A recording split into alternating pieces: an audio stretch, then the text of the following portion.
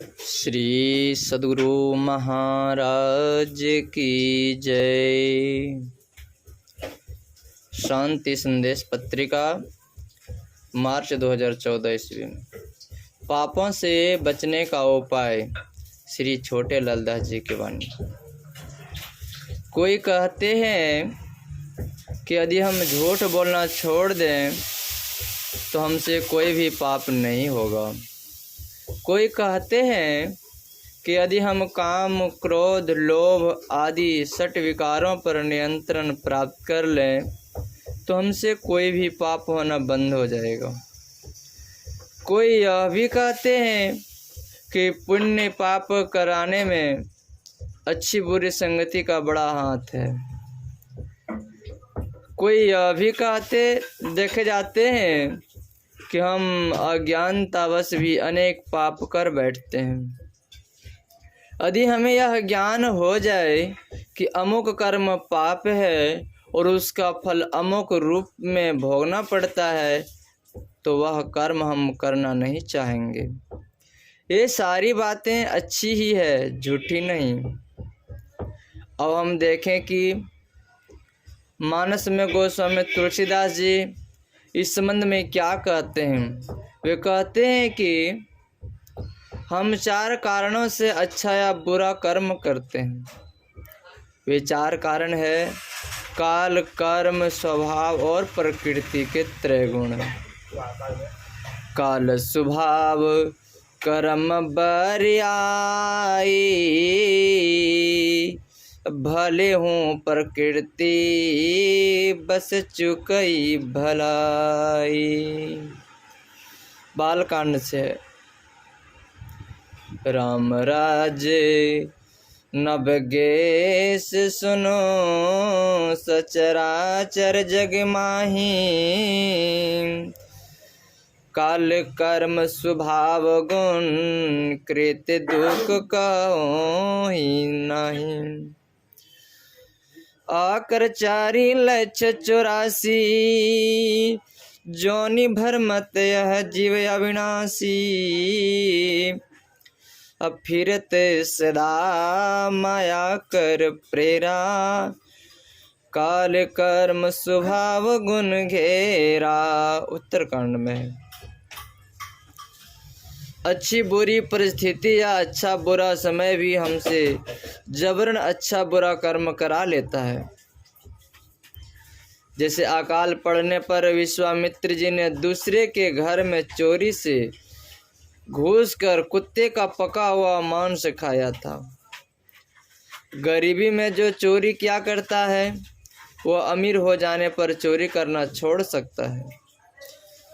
जब हम कोई काम बारंबार करते रहते हैं तो उसका संस्कार हमारे मानस पटल पर पड़ जाता है।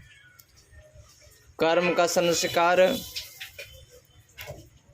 फिर हमें वैसा ही कर्म करने के लिए प्रेरित या बाध्य करता रहता है। इसलिए हमारे पिछले जन्मों के कर्म संस्कार भी हमसे अच्छे या बुरे कर्म करा लेते हैं। पिछले जन्मों के कर्म संस्कार बड़े मजबूत होते हैं। वर्तमान जीवन में भी हमें कुछ करने का अभ्यास हो जाता है या कुछ करने की आदत लग जाती है जिसे पीछे छोड़ना कठिन हो जाता है। हमें बुरी आदत भी लग सकती है और अच्छी भी। शराब पीने, जुआ खेलने, चाय पीने आदि की आदतें हमें वर्तमान जीवन में लगती है। ऐसी हमारी मूल प्रवृत्तियां नहीं है। इन्हें हम माता के गर्भ से लेकर नहीं आते हैं। वर्तमान जीवन में लगी हुई आदतें ही स्वभाव है। इन स्वभावों के वशीभूत होकर भी हम अच्छा या बुरा कर्म क्या करते हैं। कर्म कराने का चौथा कारण है प्रकृति का गुण। प्रकृति के 3 गुण हैं, सत्व, रज और तम। जब हमारे मन में सत्व गुणी प्रधान होता है तो हमारा मन स्थिर शांत रहता है, हम प्रसन्न रहते हैं, हमारा विवेक जागृत रहता है, हम पाप कर्मों से बचे रहते हैं और अच्छे कर्मों में हमारी प्रवृत्ति होती है। रजोगुण की प्रधानता होने पर हम चंचल हो उठते हैं। विशेष सुख हमें अच्छा लगता है। मन में तरह तरह की इच्छाएं जगती है। संसार के कामों में मन लगता है और हम कभी पाप करते हैं तो कभी पुण्य। जब तमोगुण प्रबल हो उठता है तो हमारी अज्ञानता बढ़ जाती है। हम बुरे कामों को अच्छा मानने लगते हैं और हम में आलस्य, नींद तथा असावधानी बढ़ जाती है। प्रकृति के किसी गुण का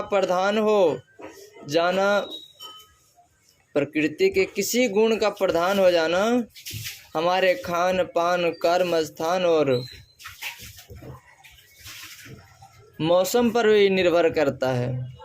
गुरुदेव ने अपनी पदावली में कहा ही है कि अपने अवगुणों को दूर करने की इच्छा रखने वाले को सबसे पहले अपने खान पान को सुधारना चाहिए। खान पान को प्रथम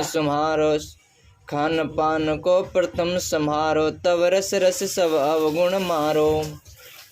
बुरी आदत या बुरा कर्म करने के लिए हमें मन के साथ हठ करना चाहिए। जबरन उसे पाप कर्मों की ओर से खींचना चाहिए और अच्छे कर्मों की ओर अपना खिंचाव बढ़ाना चाहिए। जितना अधिक अच्छे कर्मों की ओर हमारा खिंचाव होगा, उतने अधिक हम बुरे कामों से दूर होते जाएंगे। हम अच्छे लोगों की संगति और सेवा करें, इससे हमारा मन पवित्र होगा। पवित्र मन में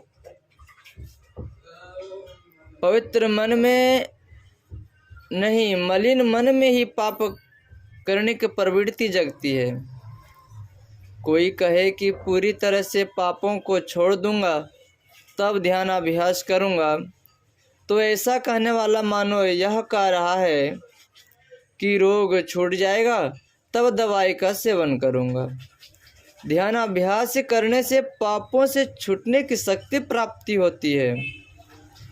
गुरुदेव कहा करते थे कि भजन साधन करने से सदाचरण का बल प्राप्त होता है और सदाचरण से भजन साधन करने का उत्साह प्राप्त होता है। एक दिन गुरुदेव अपने आवास के प्रांगण में व्हीलचेयर में बैठकर टहल रहे थे। उसी समय एक वृद्ध आए और उन्होंने गुरुदेव को प्रणाम करके उनसे पूछा कि सरकार, पाप से बचने का क्या उपाय है? गुरुदेव ने बड़े ऊंचे स्वर में कहा कि खूब ध्यान। पापों से बचना आसान नहीं होता है। संसार में बहुत कम लोग पापों से बचकर रहते हैं। पापों से बचने की आवश्यकता वही महसूस करेगा जिसे ध्यानाभ्यास में प्रगति करने की सच्ची लगन है। पाप सब किसी को अच्छा लगता है। सुखदायक काम को आदमी कैसे छोड़ सकता है? सुख में तो सबकी आसक्ति होती है। यदि पाप करने के समय ही दुख मिलने लग जाता तो मनुष्य पाप से विरक्त हो जाता। पाप का फल पीछे मिलता है। वर्तमान काल में पाप कर्म का सुख लेते हुए मनुष्य भविष्य में उस पाप कर्म से मिलने वाले दुखदायी फल को भूल जाता है। धीर बुद्धि वाले लोग ही पापों से मिलने वाले दुखदायक फल का विचार करके पापों से अपने को रोक पाते हैं। हमारे सारे दुखों की जड़ हमारे द्वारा किया गया पाप कर्म ही है। पाप कर्म हमें अनवरत करते हैं। पाप कर्म हमें अवनत करते हैं और पुण्य कर्म उन्नत। कोई भी प्राणी दुख नहीं चाहता है, सभी सुख ही चाहते हैं। सुख चाहने वाले को पापों से बचकर रहना चाहिए। जो पापों से बचकर रहता है और सत्कर्म में संलग्न रहता है, उसी की भलाई होती है। उसी को सुख, यश और प्रतिष्ठा की प्राप्ति होती है। श्री सद्गुरु महाराज की जय।